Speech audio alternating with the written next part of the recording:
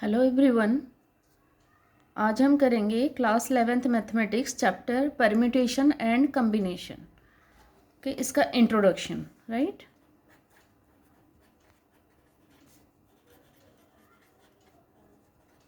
Introduction पढ़ेंगे। Okay, so permutation and combination. Permutation एक ऐसा चीज़ है जिसमें हमें बहुत सारा इमेजिन करना पड़ता है, फील करना पड़ता है। बिना फीलिंग के ये परम्यूटेशन हमेशा फार्मूला यूज़ होके नहीं हो पाता। तो फार्मूला तो हम पढ़ेंगे बाद में, उससे पहले हम देखते हैं कुछ एग्जांपल लेके मैं इसको एक्सप्लेन कर रही हूँ। मान लेते हैं कि ये कुछ अल्फ़ाबेट्स है ABCDEFGH, ठीक है। और ये कितने अल्फ़ाबेट हो गए? 8 अल्फ़ाबेट्स है। और हमें मान लेते हैं कि हमें सिलेक्ट करना है एनी 4, कोई भी 4 इसमें से सिलेक्ट करना है। तो स्टार्टिंग में मैं परम्यूटेशन एंड कम्बिनेशन दोनों का बता रही हूँ, फिर 1 बाय 1 करेंगे। राइट, तो इसमें 8 अल्फ़ाबेट्स है, इसमें से हमें एनी 4 को सिलेक्ट करना है। तो 4 में कोई भी हो सकता है, ABCD BCAD DBCA, ये 4 हो सकता है, इधर से भी 4 हो सकता है, कोई भी 4 हो सकता है। जब बात आती है सिलेक्शन की, जब सिलेक्ट करना होता है तब हम क्या मानते हैं उसको? कॉम्बिनेशन। सिलेक्शन में सिलेक्ट करने के बाद कॉम्बिनेशन का यूज होता है, ठीक है। तो सिलेक्शन वर्ड से हमें जहाँ हमें लगेगा, फील होगा कि हाँ इसमें से सिलेक्ट करनी है, तो वो होगा कॉम्बिनेशन। राइट, तो इस चैप्टर में, in this chapter we need to find total number of combination as a resultant of the process of selection or election। Selection ही मान के चलिए, सिलेक्ट करने के लिए जो भी मतलब total number of combination find करना है कि जिसमें से कुछ सिलेक्ट करना है, मतलब ये कितने वे पे सिलेक्ट हो सकता है। राइट, तो उसी को कॉम्बिनेशन, जैसे मैंने ABCD लिखा है तो ABCD BCD इस तरह से हो सकता है नंबर ऑफ कॉम्बिनेशंस। और कितने तरह के कॉम्बिनेशन हो सकते हैं। और देखो, कॉम्बिनेशन में सिलेक्शन होता है। अगर हमने ABCD लिया, BCAD, ऐसे तो हम लेंगे ABCD BCAD EFGH, तो अलग अलग जब लेंगे, दैट मीन्स ABCD हो गया, BCDE हो गया, इस तरह से अलग अलग जब लेंगे तब वो होगा कॉम्बिनेशन। जब सिलेक्ट करेंगे कोई भी 4, और उस 4 को सिलेक्ट करके अगर हम उसको इस तरह से डिफरेंट वे में अरेंज करेंगे, तो जहाँ अरेंजमेंट वर्ड आया वहाँ पर होगा परम्यूटेशन। राइट, तो total number of permutation equal to total number of arrangements. Okay, I think it's clear to all of you. Next है फंडामेंटल प्रिंसिपल ऑफ काउंटिंग। ठीक है, काउंटिंग से भी हम फाइंड कर सकते हैं। Suppose there are m ways to do event A, and associated with each way of event A and B can occur in n ways। तो A और B सेट में इवेंट जो है वो n ways में उसको अरेंज कर पा रहे हैं। Then event A and B both occur in m into n ways। ठीक है, तो A और B को हम कितने तरह से अरेंज कर सकते हैं, वो होगा m into n ways। अब हम एग्जाम्पल लेके उसको देखते हैं। ठीक है, example, suppose there are 3 pants and 4 shirts. 3 pant है, 4 शर्ट है। ठीक है, number of possible ways one can wear a pant and a shirt are, मतलब कितने पॉसिबल वेज में वो एक पैंट एक शर्ट पहन सकता है एक पर्सन। ठीक है, 3 पैंट्स को हमने ले लिया P1 P2 and P3, 4 shirts को ले लिया S1 S2 S3 and S4। तो पॉसिबिलिटीज़ क्या होगा? एक पर्सन जो मान लो P1 पैंट पहनेगा तो उसके साथ इन चारों में से कोई भी शर्ट पहन सकता है, तो ये हो गया 1 into 4। ओके, ठीक है, उसी तरह P2 पैंट के साथ ये चारों में से कोई भी शर्ट पहन सकता है, 1 into 4।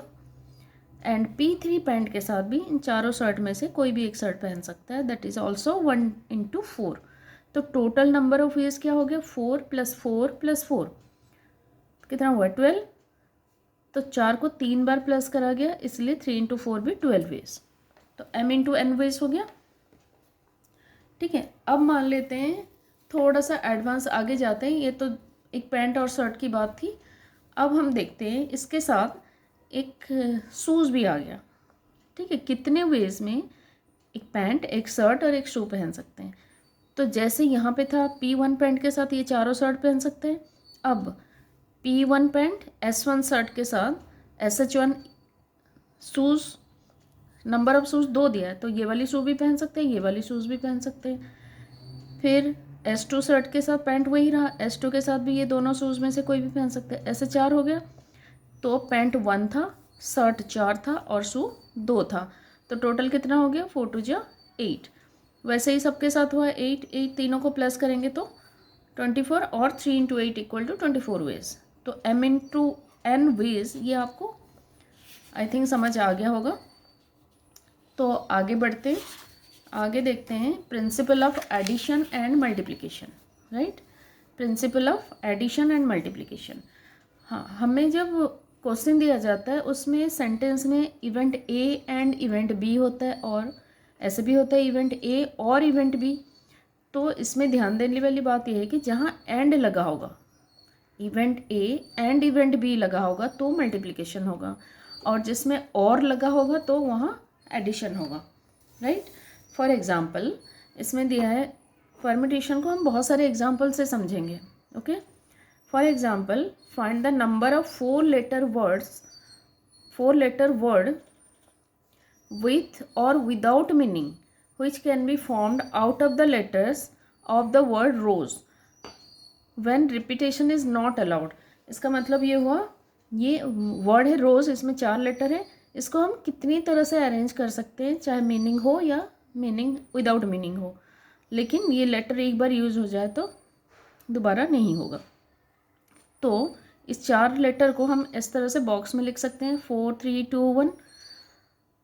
ये एक वे हो सकता है, मतलब यहाँ 4 आ गया, ठीक है, तो दोबारा 4 नहीं आएगा। फर्स्ट बॉक्स में 4 आ गया तो दूसरे में 4 नहीं आएगा, 3 आएगा, क्योंकि रिपीटेशन अलाउड नहीं है।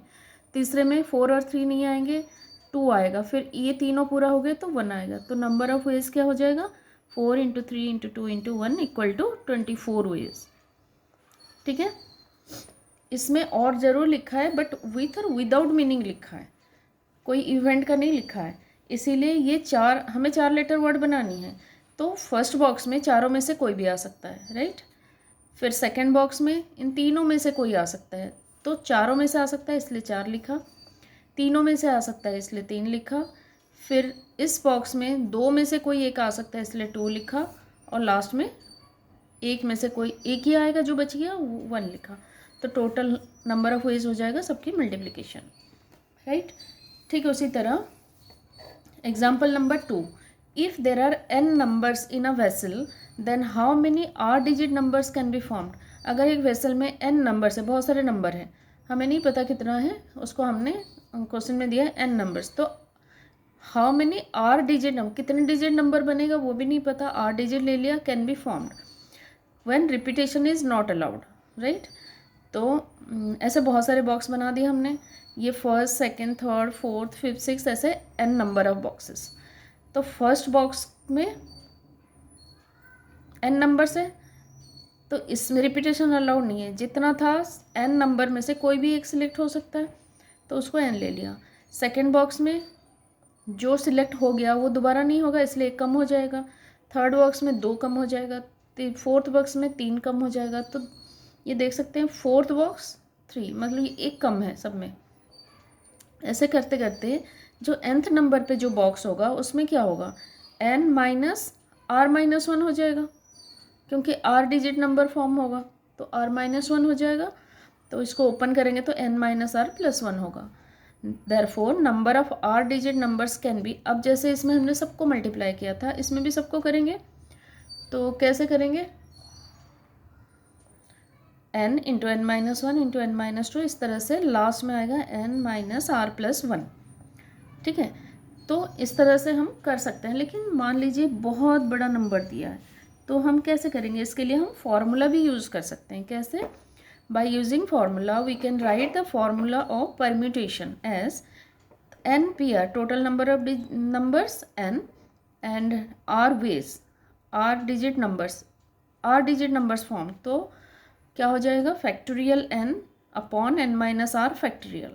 ये फैक्टोरियल क्या होता है, ठीक है। तो NPR जो टोटल है ऊपर रहता है और जितना फॉर्मेशन होगा वो नीचे रहता है। तो factorial n upon n minus R factorial. अब ये फैक्टोरियल क्या है, ठीक है, यहाँ देख सकते हैं वेयर ये जो r है कितने वेज में हो सकता है, 0 से ज़्यादा हो सकता है और n के साथ इक्वल भी हो सकता है, उससे कम भी हो सकता है। ठीक है, फैक्टोरियल को इस सिंबल से डिनोट करते हैं।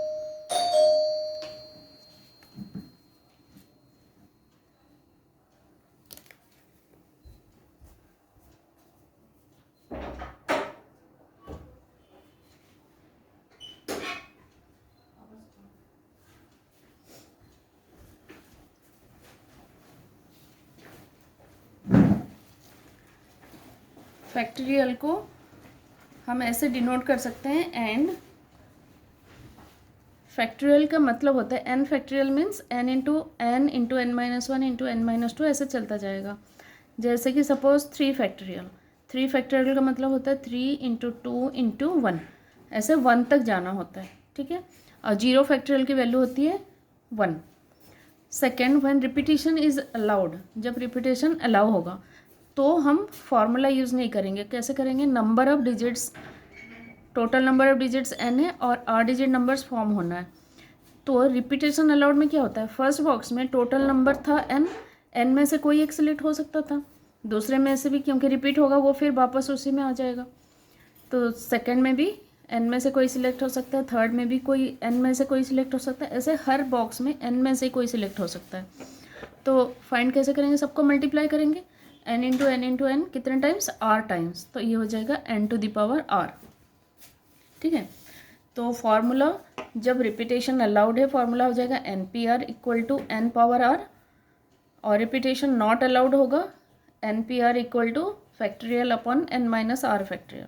ठीक है, next example 3। In how many ways the following word mat mat and MAA can be arranged. पहले मैट को देखते हैं। मैट में टोटल लेटर से 3 लेटर वर्ड फॉर्म करना है, तो NPR क्या हो जाएगा, 3P3। तो फॉर्मूला यूज़ करके हमने निकाल दिया 3 factorial upon 3 minus 3 factorial. 3 factorial होता है 3 इंटू टू इंटू वन, और 0 factorial 1, 6 upon 1 equal to 6, right. Second, mat की जगह हम करेंगे MAA। MAA में टोटल नंबर से 3 में 1 M एक बार है और A 2 बार है। ठीक है, और 3 लेटर वर्ड फॉर्म करना है। तो number of ways it can be formed कैसे हो जाएगा, इस केस में जो ये दोनों लेटर हैं A 2 लेटर है ज़रूर, लेकिन है A, तो इसलिए हम इससे अगर रिपीट हो रहा है नंबर या लेटर तो हमें ऐसा निकालना पड़ेगा NPR इक्वल टू टोटल 3 है 3 फैक्टोरियल अपॉन M एक बार था इसलिए 1 फैक्टोरियल और A 2 बार था इसलिए 2 फैक्टोरियल। फिर इसे कैलकुलेट करेंगे तो 3 वेज आ जाएगा। ठीक है, next, in how many ways the word mathematics can be form. Mathematics कैसे कितने वे में फॉर्म हो सकता है।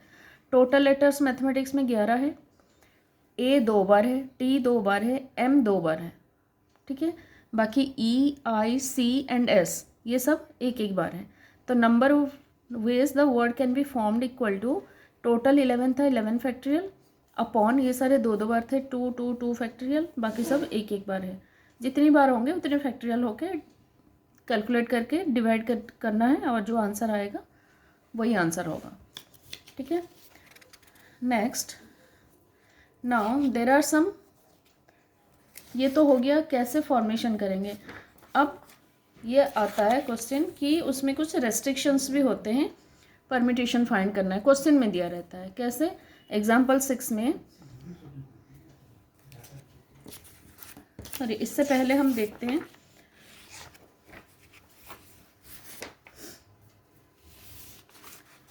एग्जाम्पल 5 में देखते हैं। व्हेन सम लेटर्स और ऑब्जेक्ट्स, अगर कुछ लेटर्स और ऑब्जेक्ट्स स्टे टुगेदर, एक साथ आते हैं 2 लेटर, तो क्या करेंगे। जैसे find the number of different 10 letter arrangement, 10 letter arrangement of the word dictionary. Dictionary में कितने लेटर्स है, 10 लेटर हैं। तो इसको अरेंज करना कैसे, जैसे ऑल वावल्स ऑकर टुगेदर। सारे वावल को एक साथ आना है। इस केस में हम क्या करेंगे, टोटल लेटर से 8, नंबर ऑफ वावल से I, O, A, ठीक है। रिमेनिंग लेटर्स ये लिख दिया मैंने। तो नाउ वावल्स क्या क्या है, I, O, A have their own, मतलब ये तो हो गए। इन चारों को हमें जब एक साथ आना है, मतलब चारों को हम जितने लेटर भी एक साथ आएंगे उन्हें हमें एक ट्रीट करना है, ठीक है। ये पूरा तो हो गया 1, लेकिन इनकी भी अपनी अरेंजमेंट होती है। कैसे, जैसे हमने पीछे देखा था 2 बार आई है, एक बार O है, एक बार A है। तो इसको हमने अरेंज कर दिया। 4 लेटर टोटल है, 4 factorial upon 2 factorial into 1 factorial into 1 factorial, ये हो गया 12 वेज। बाकी लेटर्स ये सारे 1 2 3 4 5 6 और ये पूरा एक साथ है, ये कितने वे में अरेंज हो सकते हैं, 7 फैक्टोरियल वेज में, ठीक है।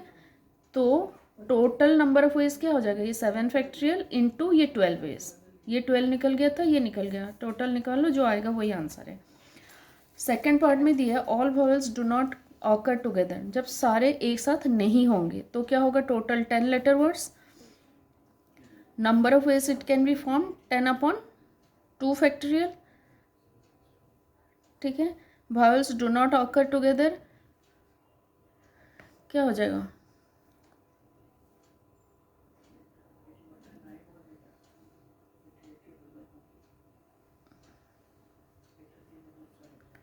डू नॉट ऑकर टुगेदर में ये टोटल निकल गया 10 फैक्टोरियल अपॉन 10, इसलिए है कि ये 2 इसलिए है कि वावल है एक, बाकी लेटर्स एक है, तो ये टोटल निकल गया। इसमें से जो एक साथ आते थे वावल्स कितने वेज में, जितने वेज में आते थे हमने इसको निकाल लिया था, 7 फैक्टोरियल इंटू 12, उसको माइनस कर देंगे तो डू नॉट ऑकर में वही आ जाएगा, ठीक है।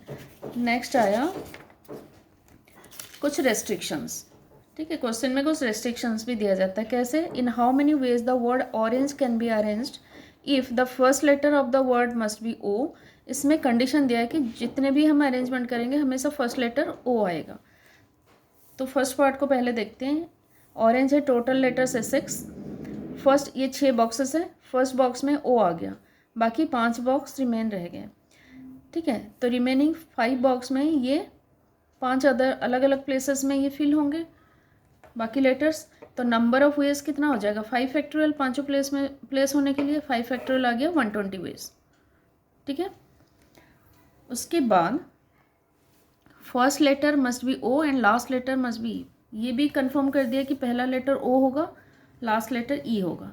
तो 2 जगह फिक्स हो गया, बीच में रहा 4, तो number of ways to fill this 4 places equal to 4 factorial equal 24 veg.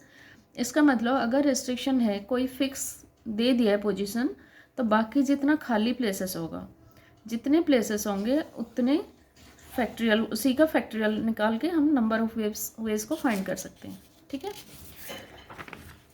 Next दिया है द वर्ड परम्यूटेशन, एक वर्ड दिया है परम्यूटेशन, हमें फाइंड करना है number of arrangements if there are 4 letters between P and S, P और S के बीच में 4 लेटर होना चाहिए, ये एक रिस्ट्रिक्शन है। तो टोटल लेटर्स परम्यूटेशन में कितने, 12। हम मान लेते हैं कि फर्स्ट लेटर P है, ठीक है। P अगर फर्स्ट लेटर होगा और S के बीच में 4 ऐसे अलग अलग लेटर्स आएंगे, तो ये टोटल है 12 लेटर, P और S के बीच में 4, तो 1 2 3 4 5 6 हो गया, बाकी 12 में से 6 लेटर और इधर आ जाएंगे कोई भी। अगर P को सेकंड प्लेस में रखते हैं तो यहाँ कुछ और आएगा, P और S के बीच में ऐसे 4 लेटर आएंगे, फिर आगे अदर्स आएंगे। अगर P को थर्ड प्लेस में रखेंगे फिर S भी इस जगह पे आ जाएगा क्योंकि बीच में 4 ही चाहिए। तो ऐसे करते करते हमने P को यहाँ तक लिया है, तो लास्ट में S आ गया, इसके आगे वो नहीं जा सकता क्योंकि आगे और लेटर्स नहीं है। तो ये कितने नंबर ऑफ वेज हुए, 1 2 3 4 5 6 7 वेज है। लेकिन अगर हमने तो माना था P फर्स्ट लेटर है, बट अगर S को फर्स्ट लेटर मानेंगे, क्योंकि ये नहीं कहा गया कि किसको पहले किसको बाद में रखना है, P और S के बीच में 4 लेटर रहेंगे, ये क्वेश्चन में है, ठीक है। अगर हम S को यहाँ लिखेंगे, P को यहाँ लिखेंगे, ऐसे 7 और अरेंजमेंट्स होंगे, तो टोटल नंबर ऑफ अरेंजमेंट्स हो गया 14, 7 + 7 14, ठीक है। तो here P and S R fix, तो एन हो गया, पी और एस फिक्स है, तो 12 में से 2 तो फिक्स हो गए, रिमेनिंग लेटर्स हो गए 10। ठीक है, इसको कितने वेज में हम फाइंड कर सकते हैं? 10 वेज में, क्योंकि 10 फैक्टोरियल वेज में 10 फैक्टोरियल अपॉन 2 फैक्टोरियल, क्योंकि 2 लेटर फिक्स था इसलिए उसको डिवाइड कर दिया। तो ये जितना भी आएगा, ठीक है, 10 लेटर्स इसी एक के अकॉर्डिंग अरेंज हो जाएंगे। तो total number of ways in all the 14 cases, ये तो फर्स्ट केस में था, टोटल 14 केस है। एक केस में क्या हुआ, 2 फिक्स था, उसे डिवाइड किया, टोटल 10 लेटर थे दोनों को छोड़ के। ठीक है, ये एक केस में इतना हो गया परमिटेशन, नंबर ऑफ वेज। तो 14 केसेस में क्या होगा, इंटू 14 हो जाएगा। ठीक है, 14 केसेस में हो जाएगा 14 इंटू 10 फैक्टोरियल अपॉन 2 फैक्टोरियल। ठीक है, नेक्स्ट। ठीक है, ये आई थिंक क्लियर हो गया होगा सबको। अब थोड़ा सा है कंपैरिजन और permutation and combination. Combination and permutation को कंपेयर करके याद रखते हैं। फर्स्ट मान लीजिए सपोज देर आर 3 नंबर्स 1 2 3 1 2 3, तो परम्यूटेशन में नंबर ऑफ अरेंजमेंट्स आएगा। अगर 2 लेटर को अरेंज करना है कितने वे में कर सकते हैं, 1 2 ले सकते हैं, 1 3 ले सकते हैं, 2 3 ले सकते हैं, इसको उल्टा करके भी ले सकते हैं, तो 6 वेज हो गया, क्योंकि इसमें अरेंजमेंट था। कॉम्बिनेशन में क्या है, सिलेक्शन होता है, तो इसमें 2 लेटर 1 2 2 3 3 1, क्योंकि कॉम्बिनेशन में 1 2 जैसा भी है 2 1 भी वही सेम थिंग है, 2 नंबर को सिलेक्ट करना है बस, ये नहीं कि अरेंज करना है, ये 2 नंबर को सिलेक्ट करना है, तो इसलिए हो गया 3 वेज। सिमिलरली अगर 3 लेटर वर्ड लिया जाता है ABC, तो परम्यूटेशन में क्या हो जाएगा, number of arrangements ABC ACB BAC BCA CBA CAB, 6 ways हो जाएगा। बट कॉम्बिनेशन में ये सिर्फ ABC होगा, क्योंकि तीनों लेटर सिलेक्ट हो गए हैं। ठीक है, कॉम्बिनेशन का फॉर्मूला है MCR equal to factorial M upon R factorial into N minus R factorial. ठीक है, परम्यूटेशन का फॉर्मूला था NPR equal to factorial N, ये कॉम्बिनेशन का है, factorial N upon N minus R था परम्यूटेशन का। ठीक है, आई थिंक चैप्टर ये परम्यूटेशन कॉम्बिनेशन क्लियर हो गया होगा, और इसको सॉल्व करने पर और ज़्यादा क्लियर हो जाता है। तो मैं यहाँ पर एक क्वेश्चन देती हूँ जिसका भी सॉल्व हो जाएगा, बहुत अच्छी बात है। अगर नहीं हो पाएगा तो मुझसे पूछेंगे तो मैं सॉल्व कर दूँगी इसको। क्वेश्चन है, what is the number of ways to select 4 cards from a pack of 52 playing cards. 52 playing cards में से 4 कार्ड्स को सिलेक्ट करना है, नंबर ऑफ वेज फाइंड करनी है। ठीक है,